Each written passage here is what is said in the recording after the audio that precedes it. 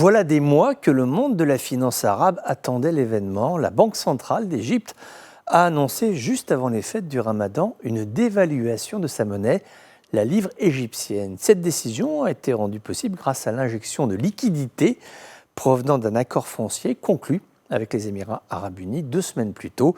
Le fonds souverain émirati ADQ a acheté 171 millions de mètres carrés de terrain pour 24 milliards de dollars. Il est prévu de démarrer en 2025 un projet touristique nommé Ras Al Hikma qui devrait attirer 150 milliards de dollars d'investissement pour transformer cette zone en une destination de loisirs avec une zone industrielle, un aéroport, créant ainsi des emplois pour les entreprises et puis aussi pour les travailleurs égyptiens. L'Égypte conservera une participation de 35% dans ce projet gigantesque. Ce à quoi s'ajoute un prêt élargi de 8 milliards de dollars accordé par le FMI. Le précédent accord, qui lui était sur 3 milliards, avait été établi en décembre 2022 et le Caire avait alors accepté de laisser flotter sa monnaie, de réduire ses dépenses publiques et puis aussi de mettre en œuvre un programme de privatisation en vendant une partie de ses entreprises publiques. L'objectif est que ces injections de liquidités atténuent la crise financière égyptienne et permettent,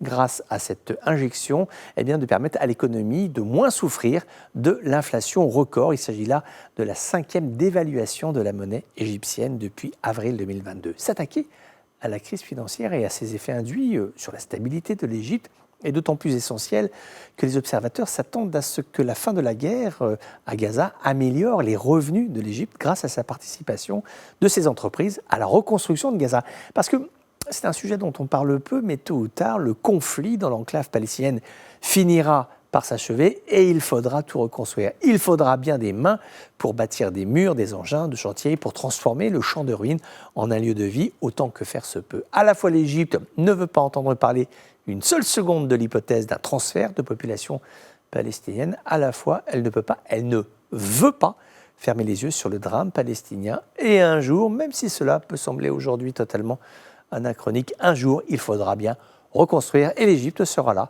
comme elle avait été présente d'ailleurs en Libye après la guerre civile. Donc il y a cette projection d'avenir.